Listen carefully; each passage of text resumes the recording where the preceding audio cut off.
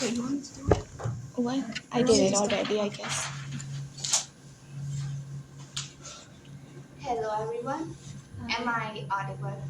Yes. Okay. So I hope we all are doing great with all our assignments and exams during this last week. And today I'm going to speak about Area 51, as you can already see.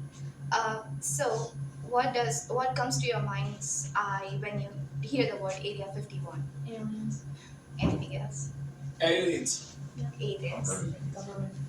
What? Government. Government. Oh, I guess. Yeah. So yeah, that's all it is about. And yes, we see like aliens with small bodies, big heads, I guess. However, I claim that there are no aliens or flying saucers or UFOs in Area 51. And why do I say so? That we will learn in, I think, hopefully next 10 minutes. So, first of all, what is Area 51? And these are some pictures, obviously, from the internet. And the one over that corner is a, an ordinary mailbox, but they call it a black box, and they paint it like aliens, like just as civilians. And these are some of the pictures denying that in any entry in Area 51 is strictly prohibited. And that one is an aerial picture. So, what So first of all, what is Area 51? And I got all this information from Wikipedia, Britannica, and an article by in a in a journal called Skeptic. So Area 51 is a U.S. Air Force base established in 1955 for developing spy planes like Lockheed U-2, Oxford, D-12 Tugboat, etc. And it is also known as Dreamland or Paradise Ranch or also Ranch. And this is a highly secretive place that strictly prohibits any civil entry. Employees also are brought in by special planes, and if anyone tries to trespass, they can be immediately shot down without any warnings. And conspiracy theories became popular during 1980s that there are alien aircrafts and alien bodies in the space. And at that time, many interviews were published. UFO sightings near the Area 51 was reported, and movies such as Independence Day became popular. Now we will see what some of the major Area 51 conspiracy theorists have to say about the place. So this is Robert Scott Lazar, aka Bob Lazar. He is as prominent in Area 51 theories as Mark Sargent in Flat Earthers. So, so he published his claims in an interview with George Knapp in 1989 under the pseudonym of Dennis, and some of his claims were that there is a special facility named S4 near Area 51 where they conduct reverse engineering of flying saucers or UFOs. Um, and he has read documents, official government documents, that has the history of 10,000 years of human beings dealings with aliens or extraterrestrial being. And there are alien bodies in the labs in Area 51. But can we believe Robert Scott Lazar? So he claims to be a graduate of MIT and Caltech, but in reality, he graduated second last in his high school. I don't say it's something very bad, but he graduated second last. And he attended a local college in California. And there are no records of him studying in either MIT or Caltech, or he can't even name any of his professors or peers from his college. Also, he claimed to be a physicist in Los Alamos, a company that deals with Area 51, but in reality, he worked as a technician on contract. And Bob Lazar holds two different criminal records in 1990 and 2006. So, we do not have any clear evidence of Lazar's, like basic things of him, like his education, his work background, or even he has a criminal records. So, if we can't believe his claims, like about his most basic things, how can we believe his claims about Area 51? Next. Oh, by the way, that is is a recent documentary by Jeremy Corbell, and the other side is his autobiography. Next, we meet John Lear. Lear was a famous aviator and he holds many records. He was a very famous person. And he was also interviewed by George Knapp in 1987. And this is a picture from his footage. So Lear also claims that there are aliens and UFOs in Area 51. There is an organization called MJ12 which controls the activities going on in Area 51, and even the president himself is not fully aware what's going on in there. Now, all of Lear's claims are based on private collections and personal interactions, which are very hard to prove from our end. Moving on, I came across a book called Area 51 Uncensored. It's a recently published book by Annie Jacobson. She is not an Area 51 conspiracy theorist particularly, but she is a prominent journalist, and this information is collected from her interview with NPR. So she has some really good claims about Area 51, and those are that it was a testing site for hydrogen and nuclear bombs in 1950s to 70s, and a lot of the waste was not cleared till 1980s. And she claims that US planned to establish military base on Mars against USSR.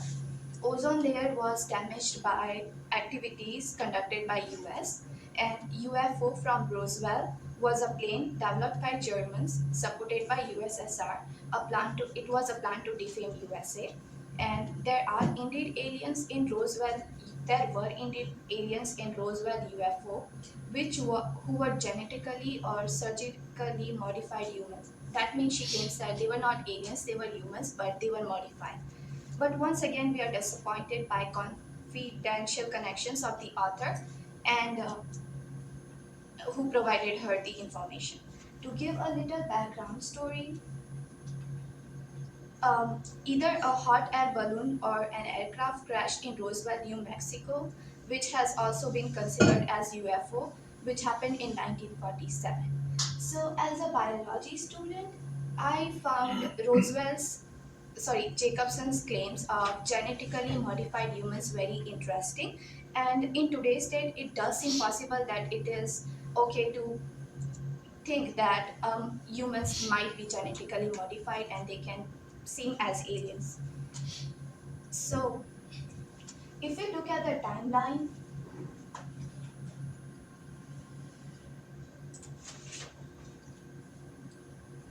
um, here we see in the Roswell UFO or plane or hot air balloon crashed in 1947, and all the debris was brought in Area 51 in 1951.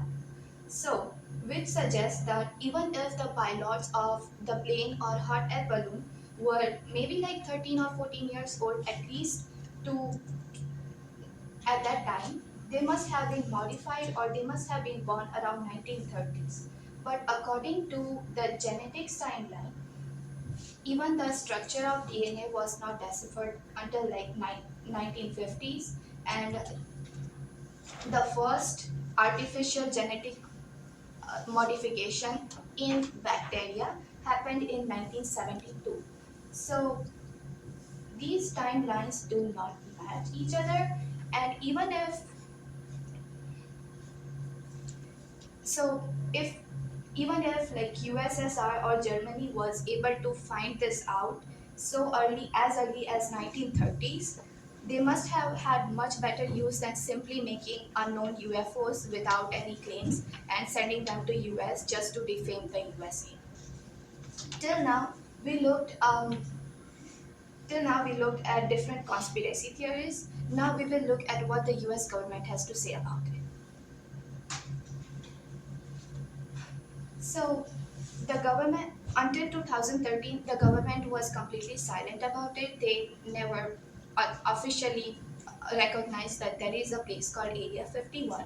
But in 2013, official documents were published in response to Freedom of Information Act, and in that the government acknowledged the existence of Area 51, and instead of reading all the technical government documents that the government published, I tried to read a summary article available on this website. So just for your information, and so in that the government says Area 51 was established in 1955 by CIA. US wanted to keep it a secret from USSR during Cold War. Its management was transferred from CIA to Air Force in 1970s, and this place has been exempted from any hazardous or solid waste laws, which helps me to connect to the previous claims that they might be testing hydrogen or nuclear bombs over there.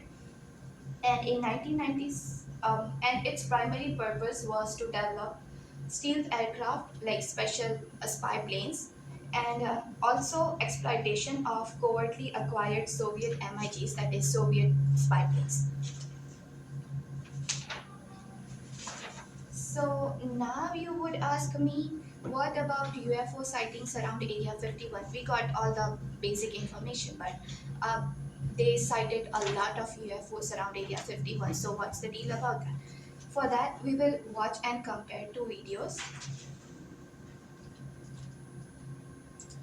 So this is the best footage I could get about Area 51, about the UFO.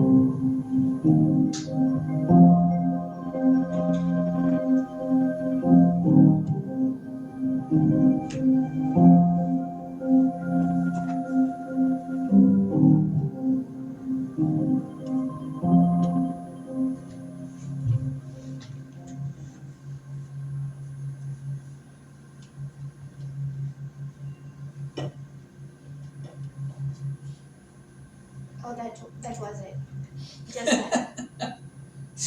That was all.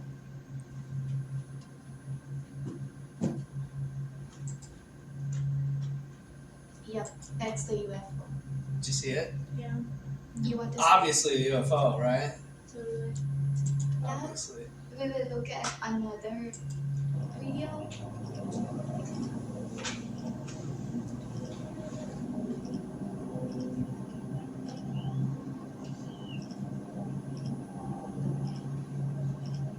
Does it seem like UFO?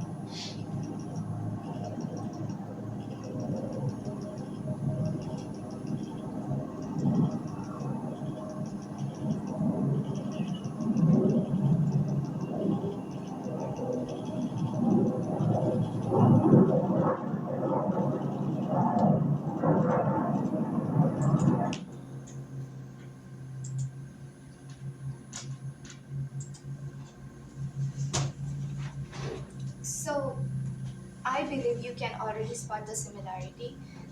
The first video was indeed a UFO, or so-called UFO, and the second video was about a B-2 Spirit bomber, which which was which is an actual plane.